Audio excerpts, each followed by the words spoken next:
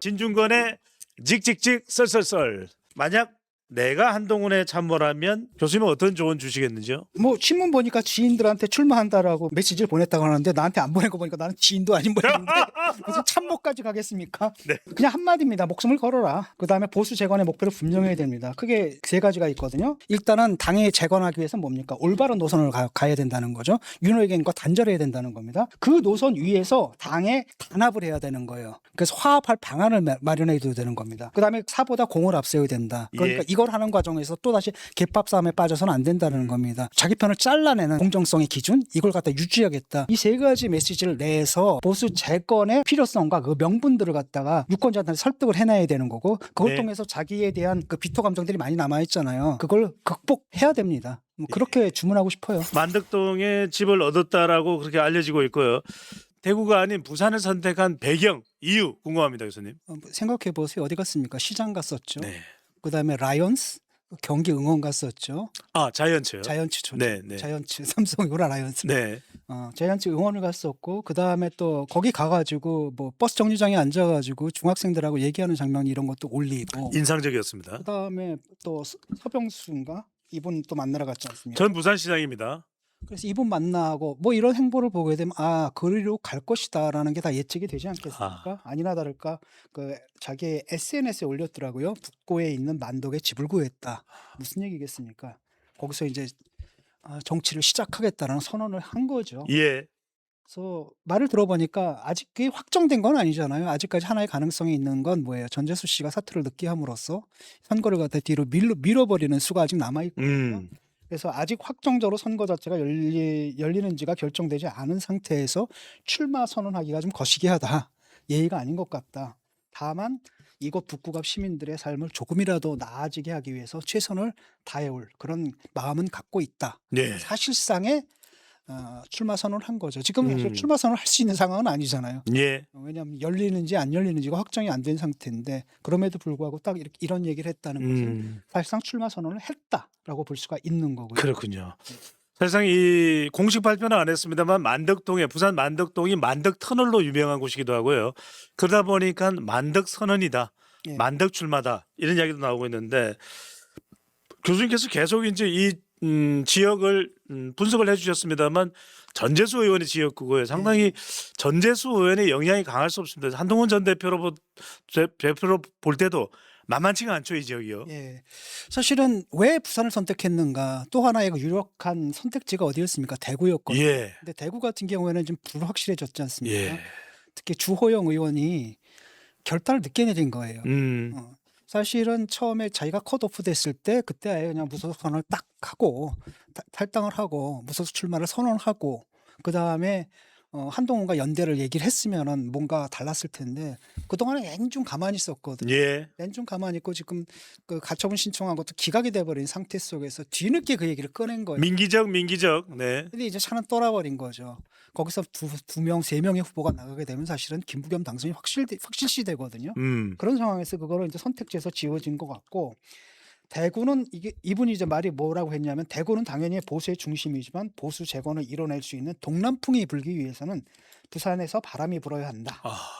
사실 대구에서 출마할 길이 있었다면 그게 더 편한 길이었겠지만 일단은 부산에서 바람을 불어가지고 대구까지 그 바람이 가게끔 하겠다. 그런 의미에서 출마를 한다는 거고 그 보수 재건 그리고 결국은 대한민국 정상화를 해서 나간다라고 하면서 출마의 명분을 또 얘기를 했어요. 예. 아마 이게 이제 출마의 명분이자 동시에 선거 때의 슬로건이 될 것 같고 또 선거의 프레임이 될 겁니다. 아마 이런 프레임으로 선거를 임하겠다라는 거죠.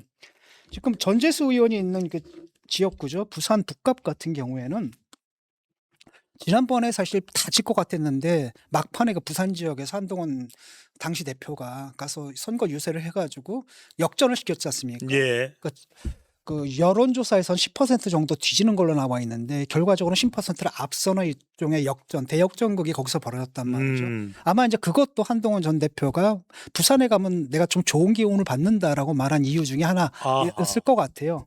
그다음에 또 옛날에 또 검사 시절에 거기서 부산에서 근무한 적도 있고 그랬는데 그때 유일하게 민주당이 당선된 데가 바로 여기거든요. 네. 근데 그 이유는 뭐냐면 전재수 이분의 그 개인적 인기가 상당히 높은 거 같아요. 개인기입니다. 네. 그분이 전재수 이분이 그 지역 활동 굉장히 튼튼하게 했던 것 같습니다. 그래서 현지 사람들은 그 민주당과 전재수를 좀 분리해서 보는 시각이 있어요. 근데 이제 만약에 전재수가 빠지고 그 자리에 딴 사람이 온다라고 한다면 상황은 또 달라질 수가 있거든요. 왜냐? 지난번에 요번 대선 때 완전히 보수 괴멸 상태에서 치러진 대선이잖아요. 그때 그 지역에서 투표율을 보니까, 그러니까 투표율이 아니라 그 지지율을 보니까 그 김문수 국힘 후보를 지지한 게 50%예요. 절반이 넘었습니다. 네, 그리고 이재명 후보를 지지한 게 41%거든요. 9% 차이가 나는 거예요. 그 상황에서도. 예. 9%가 차이가 나면은 이게 전재수가 빠지게 되면은 그 지역도 사실 다른 부산 지역하고 크게 다르지 않다라는 거죠. 그래서 아마도 지금 거기 보게 되면은 뭐 하정우 안 나올 것도 같습니다. 어떻게 예. 될지 몰라요. 어떤 그 민주당 후보가 나올 것 같고, 그다음에 한동훈 후보, 그다음에 박민식이 됐든 아니면 김민수가 됐든 아마 3파전이 될 걸로 예상이 되는데. 예. 일단은 뭐 민주당 표는 일단 그 결집이 되겠죠. 뭐 30에서 40% 정도 사이로. 나머지 이제 보수표인데, 보수표가 이제 국힘하고 뭐예요? 그 한동훈 무소속 표로 분산이 되는 거 아니겠습니까? 그래서 결국은 그 보수와 그 무소속의 경쟁에서 누가 이니셔티브를 쥐느냐. 이게 이제 단일화는 안 될 것 같아요. 왜냐하면 국힘에서 긋고 말리고 있거든요. 그러니까 국힘의 지도부, 지금 당권파들은 뭐냐, 민주당하고 싸우는 건 별로 중요하지가 않아요. 어차피 집니다. 그런데 그들이 절대 져서는 안 되는 싸움이 있어요. 그건 바로 한동훈과의 싸움이거든요. 북갑 대첩이군요. 그렇죠. 민주당하고 싸워서 지면 오케이, 저도 그만입니다. 왜냐하면 자기들이 갖고 있는 기득권에는 아무 손상이 없는 거거든요. 그 지역 내에서 자기들은 또 해먹을 거 해먹으면 되는 겁니다. 그런데 만약에 한동훈한테 진다라고 한다면 자기들이 갖고 있는 기득권을 다 내놔야 될 상황이 있기 때문에 이건 무슨 수를 써서라도 한동훈의 당선을 막으려고 할 겁니다. 그러니까 절대 단일화는 안 해줄 거예요. 라고 한다면 남은 건 뭐냐면 그 투표에 의한 시민들의 단일화가 있거든요. 그러니까 딱 봐서 위기의식을 느낄 거 아니겠습니까? 이러다가는 또 민주당 후보가 당선될 것 같네? 근데 여기 딱 보니까 나눠져 있네? 라고 했을 때 그래도 이쪽에서 더 많은 표를 받은 사람 또는 지지율이 더 높이 나오는 사람에게 표를 몰아주자는 심리가 있을 수 있을 것 같아요. 예. 그래서 상대 후보를 뭐 10%대에 묶어놓는다라고 한다면 그때는 한번 해볼 만한 승부가 되는 거죠. 그래서 저는 그거밖에 없는 것 같아요. 네. 자, 유리하고 불리한 판세는 있습니다. 그런데 지금 국민의힘 지도부의 이 태도를 보면 정말 반한 정서를 최고조로 끌어올리고 있습니다.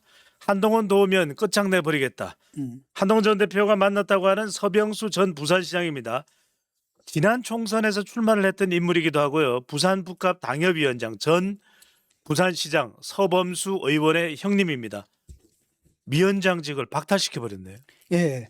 이건 사실 이걸 놓고 이제 뭐 왈가왈부하는데 예. 그 당규에 보니까 28조 4항에 일단 그 당협위원장이 거기서 선거가 발생했을 때 자기가 출마 안 할 거면 물러나야 된다는 규정이 있긴 있어요. 예. 근데 이걸 끄집어내가지고 그냥 즉시 결정을 해버린 거잖아요. 그러니까 이게 누가 봐도 뭐 그때 가가지고 천천히 해도 될 건데 즉시 그 발언이 나오자마자 바로 즉시 결정을 해버렸거든요. 박탈을 해버린 거예요. 아직 결정도 최종된 것도 아닌데 말입니다. 그러니까 그렇죠. 아무것도 지금 최종 결정된 것도 아니잖아요. 선거가 벌어질지 안 벌어질지도 지금 확정되지 않았는데 예. 그냥 박탈을 해버렸단 말이죠. 이건 누가 봐도 이제 정치적인 제스처가 들어가 있다라는 걸 알 수가 있는 거고. 그래서 또 다른 한편으로는 이제 형평성의 문제도 있잖아요. 예. 아니, 그 양양자 그리고 김재원 이분들은 출마까지 한 사람이거든요. 네. 근데 그 사람들이 여전히 최고위원 하고 있어요. 원래는 자기가 출마하게 되면 선거의 공정성을 위해서라도 뭐 해야 되는 거예요? 사퇴를 해야 되는 거거든요. 민주당 사퇴했습니다. 그렇죠. 근데 사퇴를 안 하고 그냥 계속 있었거든요. 예. 이건 놔두면서 사실 선거가 지금 벌어질지 안 벌어질지 확정도 안 됐는데 당협위원장직을 박탈한다는 건 누가 봐도 이거는 정적 제스처고 한동훈을 도우면은 뭐 누구라도 제거해버리겠다는 이런 강력한 신호를 보낸 게 아닌가 이렇게 해석될 수밖에 없는 겁니다. 이런 태도는 어떻게 봐야 되게 어찌 보면 교수님 말씀하신 대로 서병수 전 부산시장을 친한계로 분류하기도 힘듭니다. 물론 서범수 동생은 친한계로 분류되기도 했습니다만 이렇게 이 무공천 이야기를 하기도 하고 또 지금 김도읍 전 정책위 의장입니다. 상당히 부산에서는 중진이고 한때 부산시장 후보로도 물망에 올랐던 인물인데 한동훈으로 가자라고 이야기를 하고 있거든요. 예, 그러니까 곧 김도읍도 날아가겠네요.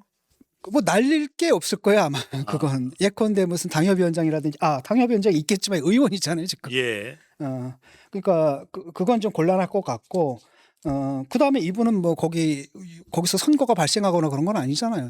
지역구 그냥 갖고 있는 거 아니겠습니까? 그래서 그렇게 날릴 수는 없을 것 같고 일단 서병수 이분이 이제 한동훈 전 대표와 만나가지고 뭐라고 했냐면 부산의 중도 보수층을 잡으려면 한 전 대표를 단일 후보로 내세우는 수밖에 없다. 그런 방안이 필요하다. 예. 그건 뭡니까? 국민의힘에서는 무공천을 해야 된다. 이런 취지의 발언을 좀 한 거거든요.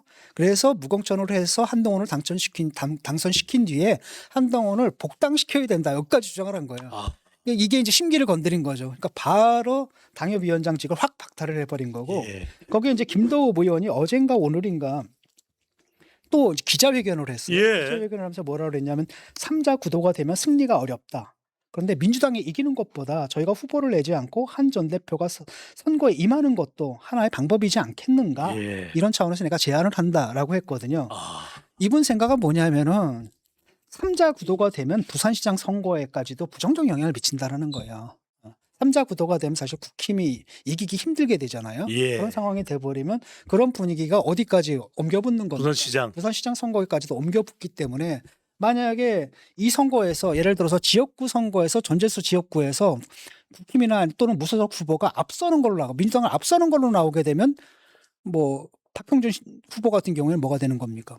힘이 생기는 거죠. 예. 해볼 만한 힘이 생기는데 거기서 지는 걸로 나와버리면 전체 선거판 자체가 힘이 빠져버리거든요. 아마 그런 차원에서 이 얘기를 한 것 같습니다. 예. 하지만 뭐 국힘 같은 경우에는 뭐라고 얘기하겠습니까? 절대로 무공천은 있을 수 없다. 국힘 지도부입니다. 그렇죠. 최수진 원내수석 대변인이 이제 뭐라고 얘기를 했냐면 무공천의 고려는 전혀 하고 있지 않다. 예. 그리고 부산 북갑이 비면 반드시 국힘 후보는 낸다. 그리고 공당으로서 부산 북갑은 매우 중요하다 이렇게 얘기를 했거든요. 그곳을 무공천을 비워두지는 않겠다는 의지를 표명했고 예. 그다음에 조광한 이분은 아주 강성이잖아요. 그래서 무공천 주장은 아예 해당항이다.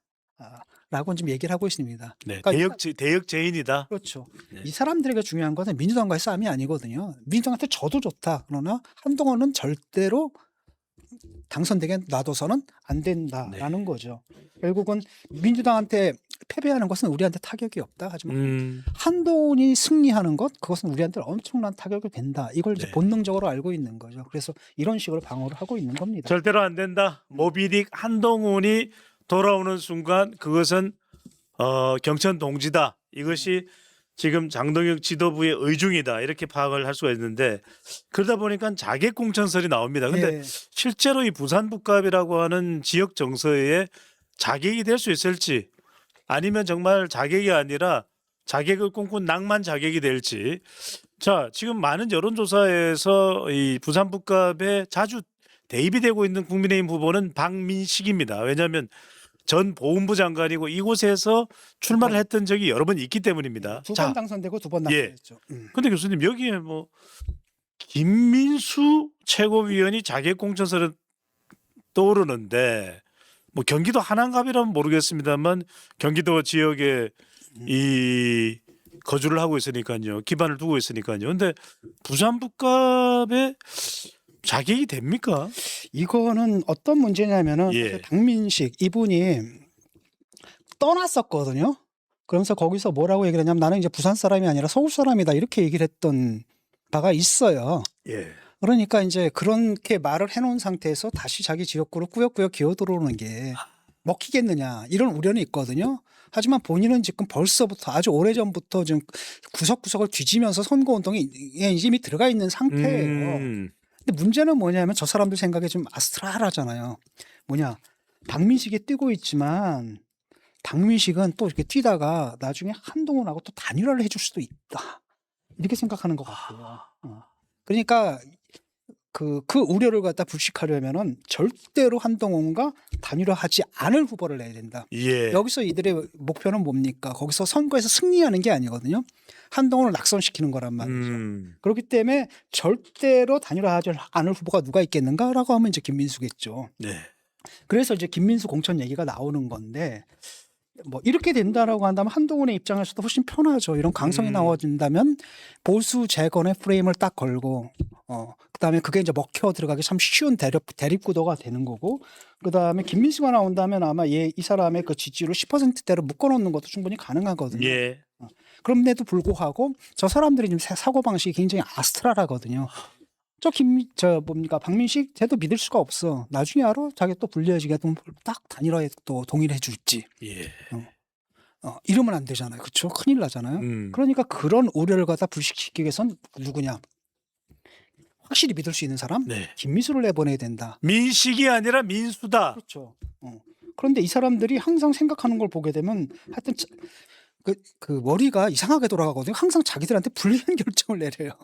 그래서 이번에도 모릅니다. 박민식 대신에 그 김민수를 집어넣을 가능성이 충분히 있어요. 예.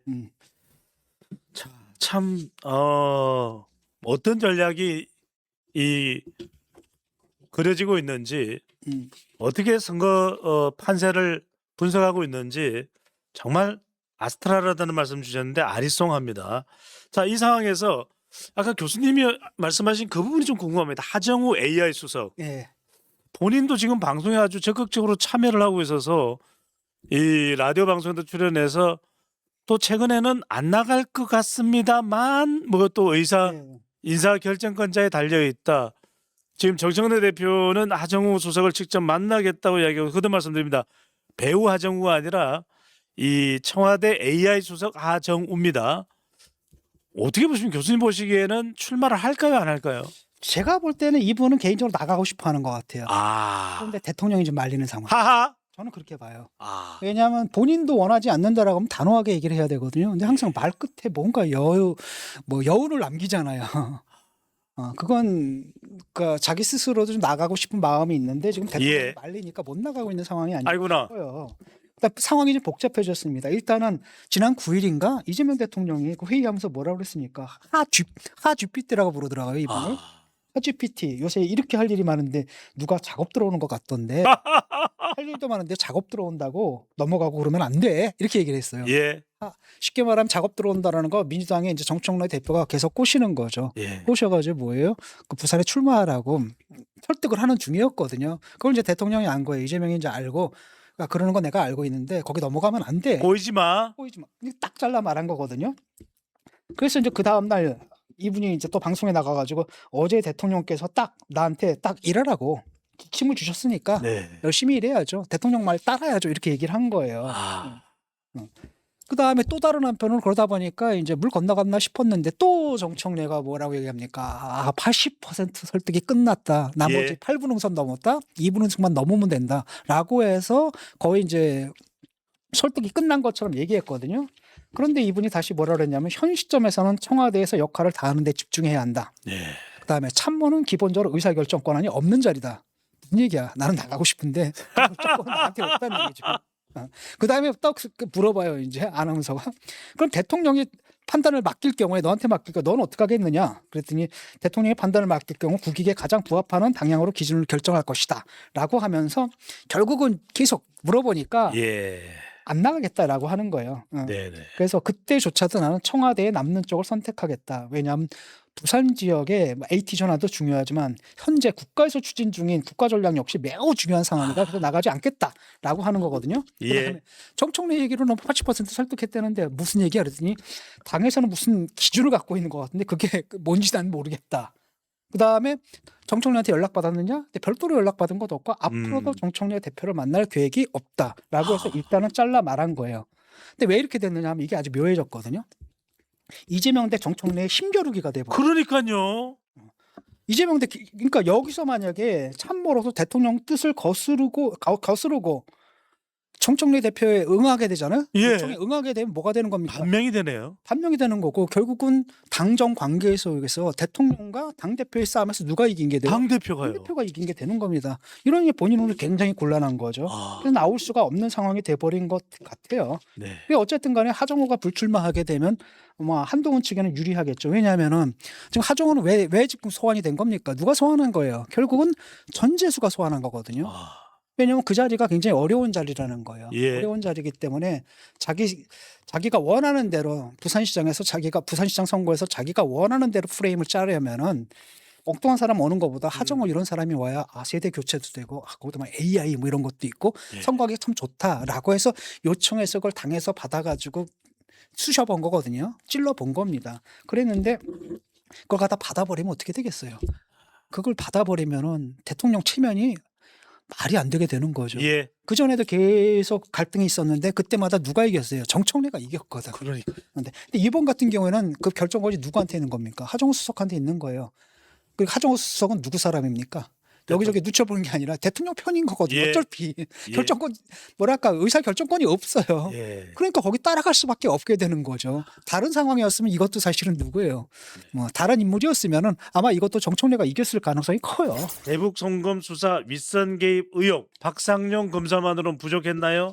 특검에서 대북 송금 수사 윗선 대북 송금을 수사해야 되는데 대북 송금 수사한 윗선 개입 의혹 수사에 착수했다고 합니다. 교수님 명분이 도대체 뭡니까? 그 명분이 사실 없죠. 그러니까 만들어내는 거거든요. 네. 저 사람들이 지금 얘기하는 게 이제 크게 세 가지 정도예요. 하나는 이제 녹취록 있잖아요. 그 서민석 변호사인가? 예. 이 사람이 이제 공개한 녹취록. 그거 하나 건덕지를 잡고 있는 거고. 두 번째는 그놈의 연호회 파티. 아, 이거 얘기하는 거거든요. 근데 아시겠지만 녹취록도 그렇고 연호회 파티도 그렇고 이거 다 저 사람들 거짓말하는 거잖아요. 민주당에서 거짓말하는 예. 것 같고 건덕지 잡은 게 수사하는 과정에서 왜 이렇게 소환 조사를 많이 했느냐 아니면 소환 조사해 놓고서 뭘 써야 되는데 확인서를 써줘야 되는데 그걸 안 써줬다라든지 시시콜콜한 걸 지금 시비를 걸고 있거든요. 그래 놓고서 이제 거창하게 이걸 띄우는 겁니다. 우리는 알죠. 이게 다 각본이 사전에 짜여진 거고 이 어디를 향할 거냐면 결국은 뭐예요? 공소 취소로 나가는 그런 길이다라는 걸 알 조작 수가 기소 있는 겁니다. 네. 이번에도 보니까 대북 송금 수사팀 윗선 개입 의혹이라고 했는데 착수 명분을 물어봤거든요. 명분에 대해서 대답을 안 해주는 겁니다. 예. 그러니까 뭐냐면은 그 사람들은 뭐라 그러냐면 수사 과정에서 대통령실 등이 개입했는지 개입한 정황이 있다라고 얘기를 했거든요. 근데 그 구체적인 정황이 뭔지 얘기를 안 해줘요. 기자가 물어보거든요. 그러니까 수사팀과 대통령실 사이에는 보고 과정이라는 게 있지 않습니까? 근데 그 보고 과정이라는 게 뭔가 통상적이지 않았다는 취지인가? 라고 했더니 그런 부분은 말씀드릴 수 없습니다. 하지만 추후에 오늘 한 말이 무엇인지 확인될 것입니다. 이렇게 얘기했거든요. 예. 이걸 내 말로 옮길까요? 지금은 없지만 우리가 만들어내겠습니다. 이거예요 지금. 아니 이걸 만들려면은 애초에 뭐 근거가 있어야 될 거 아니에요. 명확한 근거가 이런 게 나왔다. 그러니까 수사가 필요하다라고 해야 되잖아요. 근데 그게 아니라 말씀드릴 수 없습니다. 그러니까 일단은 시작해놓고서 뭐가 있는 것처럼 뭐랄까 바람을 잡는 거예요. 바람을 잡고 그 분위기를 가지고 지금 뭐랑 그 보조를 맞추는 거예요. 국조랑 이제 보조를 맞추는 거죠. 예. 국정조사랑 보조를 맞춰가지고 멀쩡한 수사팀들을 갖다가 무슨 혐의자, 뭐 피의자 이걸로 만들어서 마치 거기 엄청난 뭐 조작이 있었던 것처럼 설레발을 떨기 위해서 하는 거대한 연극이라고 할 수가 있는 겁니다. 사기극을 지금 치고 있는 거죠. 예. 교수님 말씀하셨던 대로 참 이해가 안 가는 대목입니다만 지금 상방울 대북 송금에 박상용 검사를 정말 이잡듯이 그리고 정말 온갖 이 방망이 찜질을 하고 있는 상태입니다. 이 사람에 대해서. 근데 이 사람의 윗선도 있었고 위에 이 관리자들도 있었는데 오로지 박상용 검사를 향해서만 계속 이 정부 여당 또 진영에서 몽둥이질을 하고 있습니다. 피의자로 입건도 했고요. 신분이 분명하고 도주할 우려가 없음에도 불구하고 출국 금지까지 시켰습니다. 예. 교수님 어떻게 보십니까? 그러니까 피의자를 몰아가겠다라는 얘기죠. 그러니까 어떤 식으로든 꼬투리를 잡아가지고 기소까지 하겠다. 그래서 피의자는 만들어 놓겠다라는 거예요. 그래야지 자기들이 이제 조작 기소다라는 것을 주장하기 쉬워지거든요. 그렇게 넘어가는데 그 서민석 그 변호사의 그 녹취록을 한번 여러분 읽어보십시오. 그 MBC에서 공개했잖아요, 이 바보들이. 예. 바보들이 그걸 왜 공개했냐면 맥락이 좀 다르더라고요. 그건 서민석이 누구죠? 그 작고하신 누구예요? 그 이해찬까지 잡으려고 했다. 뭐 이런 이런 걸 보여주려다가 예. 바보같이 다 공개를 했거든요. 다 공개를 했는데 대화가 쭉 이어져요. 서민석 변호사하고 그다음 박성현 검사 사이 계속 대화가 이어지거든요. 그러다 네 군데에서 갑자기 서민석 말이 사라져 버려요. 네 군데에서 아이고. 빵빵빵빵. 거기에 핵심이 있다는 얘기죠. 예. 그거 공개를 못한 거거든요. 아. 그러니까 보통 언론사 같은 경우에 그래서 본인이 그 부분은 공개 못하겠다라고 하면 이건 까면 안 돼요. 그렇죠? 그걸 확인해야지 보도할 수 있는 거 아니겠습니까? 그러니까요. 예를 들어 가지고 축구를 하는데 A팀과 B팀인데 4대 1로 졌어. 예. 그것도 편집을 하게 되면 1대 0으로 이긴 걸로 만들 수가 있죠. 그렇잖아요. 딱 네 군데가 졌더라고. 네. 근데 그 네 군데를 빈대를 보게 되면 결국은 뭐냐면은 그 이화영을 종범으로 만들고 싶은 거야. 지금 공범으로 돼 있잖아요. 공범으로 돼 있는데 종범으로 만들고 싶은 거예요. 예. 근데 심지어는 뭐냐 방조범으로 만들어 달라는 거지. 우리가 협조할 테니까. 그런데 문제는 뭐냐? 그러려면 어떻게 되는 겁니까? 네가 종범이 되려면 논리적으로 이재명이 뭐가 돼야 돼요? 주범이 돼야 되는 거잖아요. 맞습니다. 그럼 그런 거기에 대한 뭐 진술을 해야지 그것도 해줄 텐데 거기에 대한 진술을 안 하면서 무조건 종범을 해달라는 게 논리적으로 말이 되느냐? 그래서 그걸 거절하는 내용이거든요. 거절하는 내용입니다. 그다음에 거기에 보면 뭐 제보자 이런 얘기가 나오는데 그걸 딱 보니까 주범이라는 걸 갖다가 계속 자백은 하고 싶은데 민주당 쪽에서 굉장히 압박이 심했던 것 같아요. 그러니까 심지어는 뭡니까? 제보자, 공익 제보자처럼 해서 자기 신분을 보호해달라는 그런 얘기까지 행간에 읽히거든요. 예. 그래서 그 네 군데 비어 있는 거, 그 침묵한 거, 그러니까 서민석 변호사가 침묵한 또는 삭제한 그 네 군데, 그 네 대목, 거기에 사태 본질에 걸려 있는 겁니다.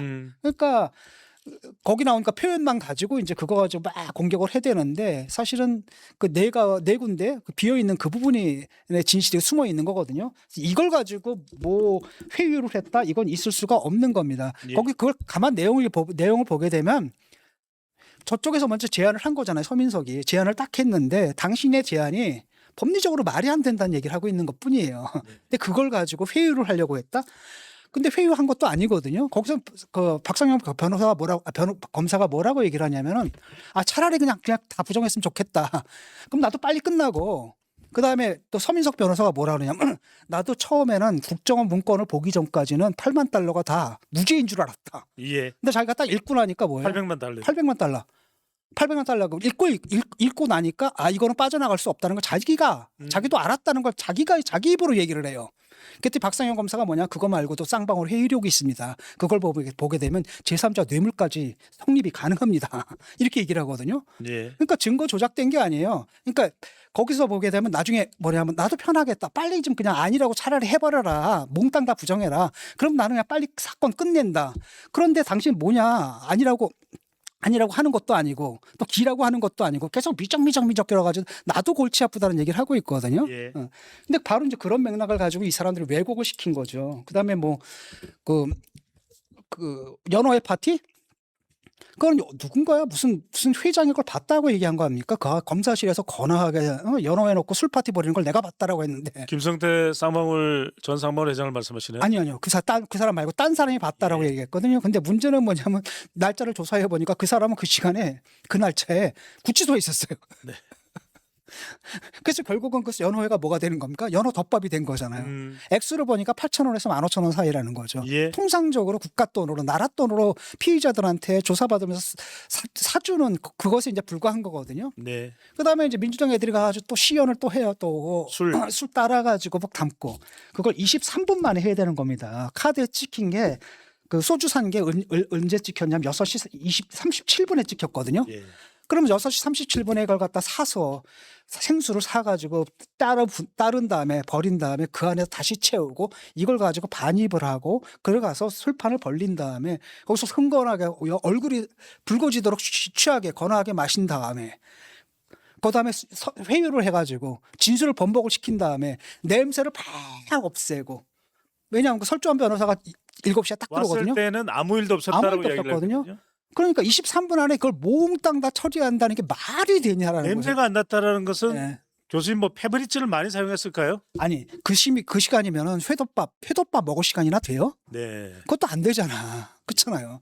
그러니까 말이 되는 소리를 해야죠. 헤드밥이 아니라 도시락에 이 연어 이 깍두기 같은 게 몇 개 있었다 뭐 이렇게 얘기를 그런 거죠. 그냥 그러니까 술 먹을 시간은 안 된다는 거고, 그다음에 회의할 시간은 더더욱 안 된다는 건 아니겠습니까? 밥 먹기도 급급한 시간이었다라는 거죠. 이 두 개가 말이 안 되는데 정성호는 이제 뭐라고 얘기를 했냐면은 그래서 왜 저 직무 정지 시켰느냐라고 했더니 하는 말이 반복 소환했다 100번이나. 아니 조사에 필요하면 반복 소환해야지. 그럼 회수를 정해놓던가. 말이 되는 소리를 해야지. 예. 그다음에 수사 과정에서 확인서를 미제출했다. 그다음에 외부인 접근 허용 등 몇 가지 문제가 제기됐다. 하지만 결국은 뭐냐면 수사의 공정성을 의심할 만한 녹취록이 공개되면서 종합적으로 판단해 처분했다. 녹취록 때문이에요. 결국은 이겁니다. 나머지 앞에 지적했던 건 뭐예요? 그냥 트집을 잡았다라는 거고, 그 다음에 이제 외부 의식을 반입했다. 이거는 이제 연어회 괴담을 갖다 이제 법무부 장관 그대로 받아들인 거라는 거죠. 네. 근데 이게 지금 트집을 잡아가지고 어떤 식으로 피의자 만들어서 그다음 출국 정지시킨 뭐 있어 보이잖아요. 예. 지금 그렇게 얘기를 하는 거죠. 정성호 법무부 장관은 이 대목에 대해서는 매우 꼼꼼했습니다. 하지만 대장동 항소에 대해서는 꼼꼼하지 않았습니다. 왜 그랬을까요? 자, 또 하나가 이게 2차 종합특검인데 지금 박성준 검사 관련해서는 2차 종합특검도 작동하고 있고 검찰 조작기소 이 국정조사 특위도 가동이 되고 있습니다. 한 사람을 향해서 말입니다. 자, 그런데 이 종합특검의 김지미 특검보, 배우 김지미와는 전혀 상관이 없습니다. 김지미 특검보가 김어준 방송에 출연을 해서 상세한 내용을 브리핑했습니다. 윤석열 전 대통령 출석도 곧 볼 수 있을 겁니다.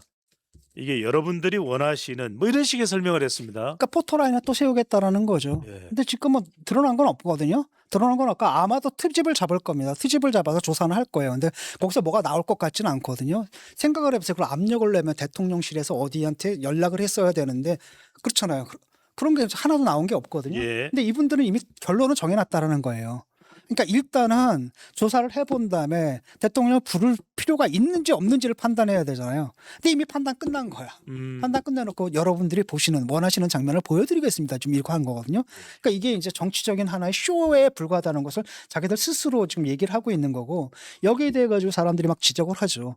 지적을 했는데 특검에서는 브리핑할 때 이 부분에 대해서는 아무 얘기가 없거든요. 예. 한마디로 강성 지지층들한테 강성 지지층들을 선동하는 그 짓을 갖다 하고 있는 겁니다. 예. 그러니까 결국은 표적 수사고 이미 결론은 정해져 있고 그 방향에 몰고 가겠다라는 의지를 보여준 겁니다. 그런 의지가 있다는 걸 그냥 공공연하게 스스로 폭로한 거예요. 예. 교수님, 근데 이게 수사가 다 된 것도 아니고 국민의 세금으로 국회에서 통과가 돼서 운영되고 있는 특위가, 그것도 거기서 담당하고 있는 중책을 담당하고 있는 특검보가 특정 유튜브 방송에 나와서 상세한 내용을 브리핑하는 것도 적절한 겁니까? 적절하지 않죠, 당연히. 말도 안 되는 거고, 만약에 저쪽에서 그랬으면 난리가 났을 상황인 거죠. 근데 요즘 저 사람들은 논리고 상식이고 이거 다 떠나가지고 그냥 막 가고 있거든요. 이래도 견제할 세력이 없는 거예요. 견제할 세력이 없으면 저렇게 막 가도 되는 겁니다. 지금 저 사람들이 하는 말들 다 들으면 다 거짓말이잖아요. 그다음 그 거짓말들을 본인들이라고 믿겠어요? 안 믿는데 대국민 사기극을 치거든요. 가가지고 편의점에 가가지고 뭐 따르고, 본인들을 모르겠으니까 해보면 알잖아. 예. 가가지고 딱 들어가 보면 23분 안에 그걸 해치운다는 게 불가능한 것도 본인도 잘 알거든요. 그럼에도 불구하고 국민들을 등신 취급하는 거야 지금. 네. 등신 취급하고 거기 이제 속아달라고 지금 얘기를 하는 건데, 국민들이 그냥 저렇게 등신 취급할 때 아무 말 없이 그냥 등신 취급 당하잖아요. 이게 반복되면 결국 국민이 정말 등신이 됩니다. 이게 이제 문제인 것 같고, 예. 결국은 그 정청래가 이게 그 박상용 검사가 그 제보를 받았다고 얘기를 했거든요. 예. 이미 다 짜 있어요. 시나리오가 다 짜 있는 겁니다. 어떤 식으로 시나리오가 짜 있는 거냐면은 이제 정청래도 그 얘기 하지 않습니까?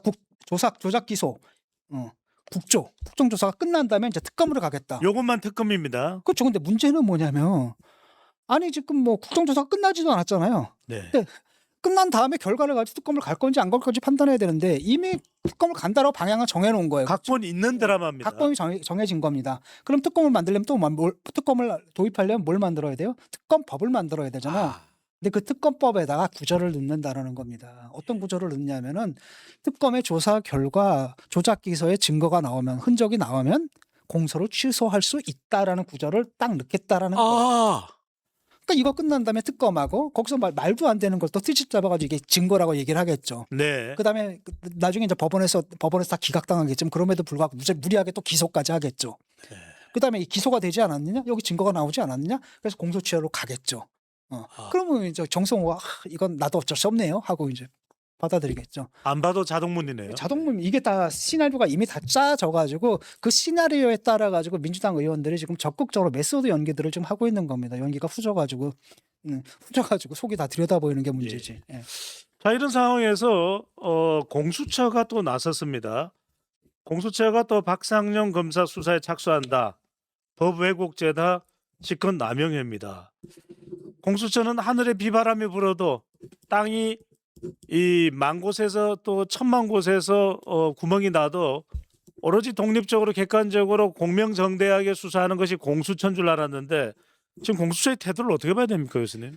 아까 표적 수사하겠다는 얘기죠. 결론 딱 정해놓고 그 방향으로 가니까 이게 그러니까 우리가 우려했던 일들이 지금 다 벌어지는 거예요. 네. 문제는 뭐냐면 민주당에서 검찰 개혁을 하겠다는 명분이 뭐였어요?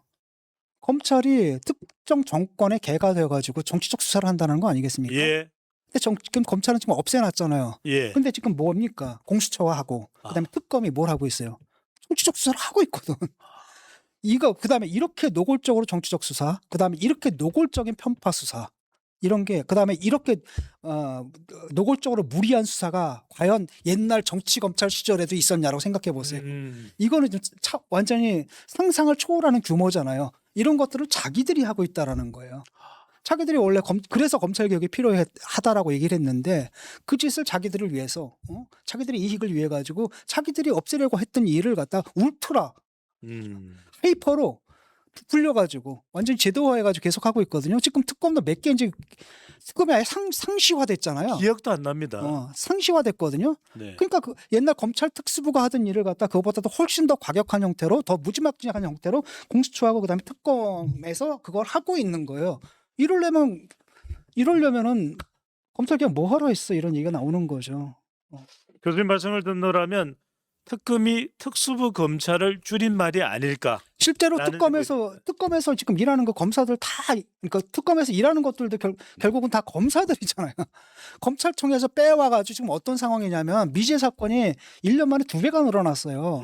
수사 인력들을 갖다 몽땅 다 어디로 뺀 겁니까? 특검으로 다 뺐거든요. 특검이 지금 몇 개입니까? 수도 못 세잖아요 지금. 그 인원들을 다 뺀 겁니다. 수사 인력들을. 그러니까 민생에 이제 피해가 가는 거죠. 범죄 피해자들 같은 게 구제가 그만큼 늦어진다는 얘기죠. 예. 그다음에 이 사람들 결국 뭐예요? 소속을 딱 보니까 결국 검찰이네. 그럼 검찰 가지고 검사 데리고 정치적 도구로 사용해 먹는 거? 뭐가 달라졌습니까? 그다음에 과거에 검찰 같은 게 눈치라도 봤지. 정치 검찰 같은 경우에 이들은 눈치도 안 보거든요. 말도 안 되는 거짓말, 누가 봐도 말도 안 되는 거짓말들을 늘어놓으면서 이렇게 무지막지한 정치 수사를 하고 있다는 겁니다. 그러니까 옛날에 정치 검찰보다 한 10배 정도 더 나쁜 거잖아요. 예. 그러니까 이해가 안 가요. 지금 이거 왜 했는지. 정말 답답합니다. 자, 이런 상황에서 그새 어떻게 받아들여야 될까? 이원석 전 검찰총장은 국정조사야말로 표복, 표적, 강압입니다. 예. 뭐 검찰 출신 내에서도 반발을 하고 있다. 이 정도로 봐야 될까요?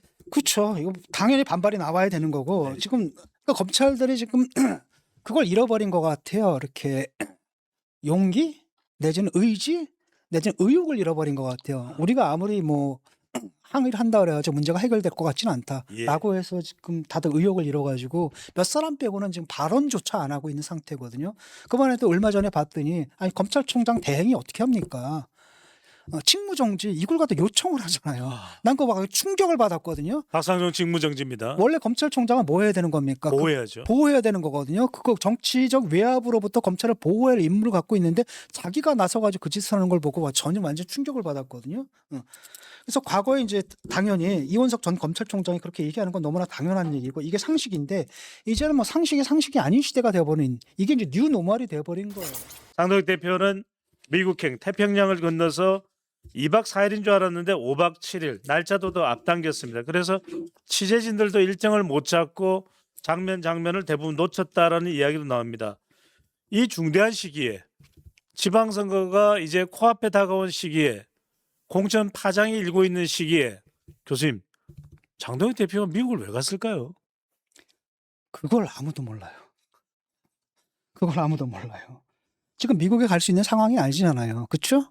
예. 지금 지방선거를 앞두고 있고 그다음에 선거 상황이 녹록하지 않다는 걸 알고 있고 근데 심지어는 뭐냐 공천으로 인해서 수많은 파동들이 일어나고 있고요. 수많은 잡음들이 일어나고 있고 당무가 밀려 있거든요. 일단은 공천이 확정을 해줘야 되잖아요. 당대표가. 예. 그런데 옥수든 사람이 지금 외국으로 좀 나가버리는 겁니다. 그리고 원래 2박 4일이었잖아요. 이것도 좀 5박 7일로 늘렸거든요. 네. 아니 그렇게 급한 일인가? 아무리 생각해도 그렇게 급하게 해외 출장을 나갈 이유가 없어요. 예. 지금 급한 건 어딥니까? 자기 발등에 지금 불이 떨어졌거든요. 예. 자기 발등에 불이 떨어졌는데 그걸 갖다 덮어두고 외국으로 탁 튀어버린다? 누구도 모르는 거예요. 그러니까 양양자 씨 최고위원이잖아요. 최고위원이 뭐라고 그랬냐면 미국 갈 이유? 잘 몰라 이렇게 얘기를 하는 겁니다. 그다음에 주호영 의원 같은 경우에 뭐라 그러냐 선거 앞두고 이상한 일이 벌어지고 있다라고 얘기를 하고 있고 김재섭 의원 같은 경우에도 글쎄요, 글쎄 도대체 이게 말이 되느냐? 네.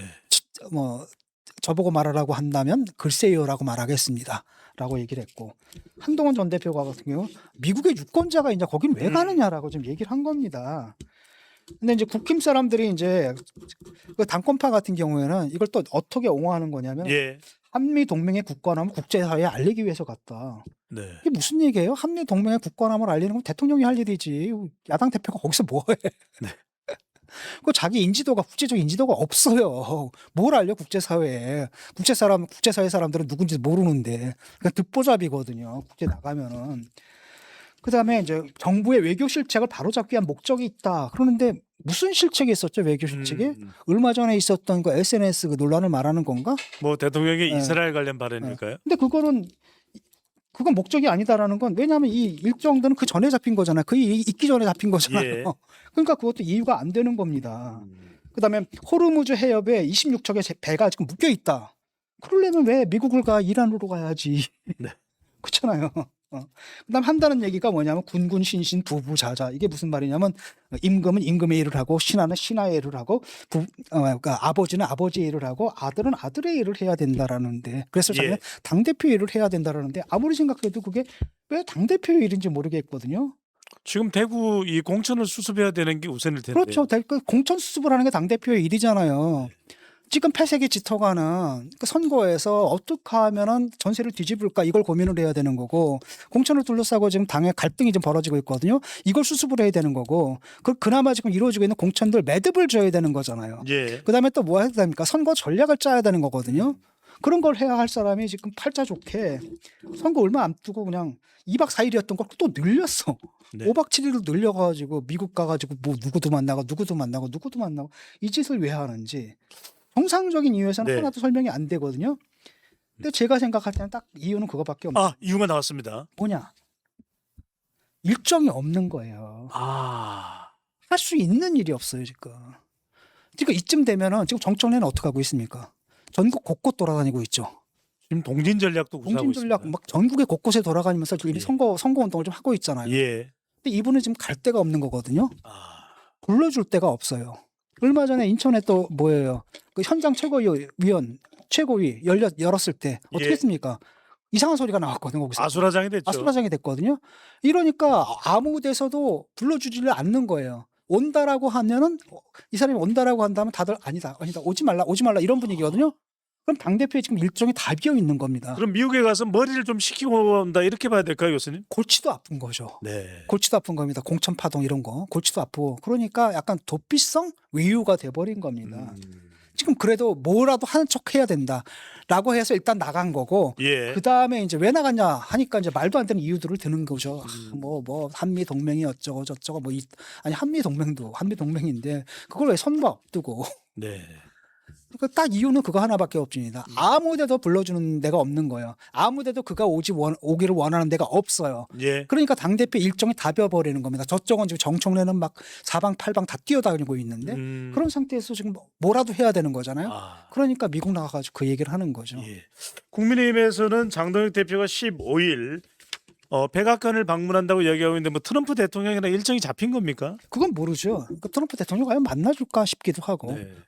무슨 뭐 연줄이 있어가지고 거기 갔는지는 모르겠는데 만나서 또 무슨 얘기를 할 겁니까? 뭐할 얘기도 없잖아요 지금. 그래서 지금은 내가 볼 때 국내 정치 회피형, 즉 도피성 외유 이렇게 보입니다. 아하. 그러니까 보기가 안 좋잖아요 지금. 당 대표가 선거 앞두고 일정들이 다 비어 있는 거예요. 전국을 돌아야 할 일정이. 예. 그러니까 오히려 잡혀있던 원래는 있었던 것도 취소하고 그다음에 어쩔 수 없는 일정이랑 줄여야 되는 거거든요. 근데 그걸 갖다 오히려 늘려가지고 좀 떠나버렸다는 거, 이거는 좀 굉장히 이상한 일입니다. 기이한 일이죠. 네. 자, 정확하게 이유를 방문 목적을 알 수가 없는 미국 방문길에 오른 장동혁 대표인데 장동혁 대표가 지지율과 관련해서도 이런 이야기를 했습니다. 이재명 지지율은 착시다. 6.3 지방선거는 권력 균형을 맞출 마지막 기회다. 지금 근데 이재명 대통령 지지율은 여러 조사기관에서 거의 일관되게 높게 나오고 있고 정당 지지율은 지금 대부분의 조사의 평균을 내면은 한 2배 가까이 차이가 나거든요. 네. 2배 이상. 이게 사실이 아니라 이렇게 보는 걸까요, 장동혁 대표가요? 이 증세는 굉장히 오래됐어요. 아. 현실을 부정하는 거잖아요. 그때도 뭐라고 얘기했습니까? 다 너희들 윤호개인 노선으로 가게 되면 지지율 계속 떨어질 수밖에 없어. 계속 경고를 했잖아요. 예. 그때도 뭐라고 얘기했습니까? ARS에서는 굉장히 높게 나온다. ARS는 굉장히 높게 나온다. 지금 저 전화 면접 조사 이게 잘못된 거다. ARS에서는 우리 지지율이 오히려 올라가고 있다. 막 이런 얘기를 했던 거죠. 정신 승리를 했거든요. 지금 이재명 대통령의 지지율은 뭐 ARS든 아니면 면접 조사든 간에 모든 조사에서 50대 후반에서 60대 초반까지 나오거든요. 예. 대충 보게 되면 평균 60%가 나오는 겁니다. 그럼 인정을 해야 되는 거거든요. 그다음 자기들 지지율은 뭡니까? 얼마 전에 어디까지 떨어졌어요? 18%. 10%대까지 떨어졌단 말이죠. 이걸 인정을 해야 되는데 그걸 인정 못하는 겁니다. 그러니까 정신 승리하는 거예요. 이게 다 착시다. 착시라고 보고 싶은 거죠. 이걸 어떻게 착시라고 할 수 있습니까? 데이터가 말을 해주는데. 네. 그럼 착시라고 말하는 너의 근거는 뭐냐? 나의 관심법 이거밖에 없다는 거죠. 그러니까 자기가 잘못했다는 걸 인정해야 되잖아요. 근데 인정을 못하는 겁니다. 인정을 못하면 세상을 뒤집어야 되는 거예요. 그래서 자기가 착각에 빠졌는데 마치 세상 사람들의 시선이 착각에 빠진 것처럼 착시다라고 지금 이렇게 얘기를 해버리는 뭔가 전도된 망상을 갖게 되는 거죠. 자, 이재명 대통령의 이스라엘 관련된 이 발언이 또 상당히 논란이 되고 있습니다. 이스라엘이 반인권적이다. 그래서 이른바 이 아이를 옥상에서 떨어뜨리는 2024년의 영상을 공유하면서 상당히 문제가 많다. 이 부분에 대해서 인권을 강조했는데 이게 지금 상당히 외교 갈등이 비화되고 있습니다. 이스라엘은 무슨 말이냐, 정말 한국 대통령의 태도에 대해서 분노한다 이런 반응이 나오고 있고 국내에서는 또 이거 가지고 대통령이 SNS로 외교 문제에 지난번 캄보디아처럼 전면에 나서는 것이 문제다. 어떻게 보십니까, 교수님? 일단은 뭐 대한민국 대통령이 이스라엘의 인권 유린에 대해서 비판하는 건 있을 수 있다고 봐요. 예. 근데 문제는 뭐냐면 그 방식이라는 거거든요. 일단 가짜 뉴스를 믿어버린 거예요. 그다음에 이 가짜 뉴스의 그 출처가 굉장히 이상한 사람들이거든요. 음모론 집단이에요. 그걸 받아들인 거고 나중에 알고 보니까 뭐였냐면 2년 전 이스라엘군의 작전 영상이었거든요. 이제 팔레스타인 그 무장대원들 사살한 사람들을 처리하는 그런 거. 예. 물론 이제 과격하긴 해요. 근데 그건 잘못된 거지만. 근데 문제는 뭐냐면 자기가 그런 주장을 하려면은 그 근거를 확인했어야 되거든요. 팩트를 확인해야 되는데 팩트를 확인하지 않고 올렸다라는 게 굉장히 그것도 한 나라의 대통령이 그래서 이건 하나의 국제 망신을 일으킨 거고 두 번째 이런 문제를 제기하려면 정식으로 외교부를 통해서 해야 되는 거예요. 정식으로 대통령이 SNS에 올리고 뭐 트럼프 주식 정치거든요. 이게 그 해서는 안 되는 겁니다. 그다음 정식으로 했어야 되거든요. 그러면 평가해줘요. 근데 문제는 뭐냐면 어떻게 됐습니까?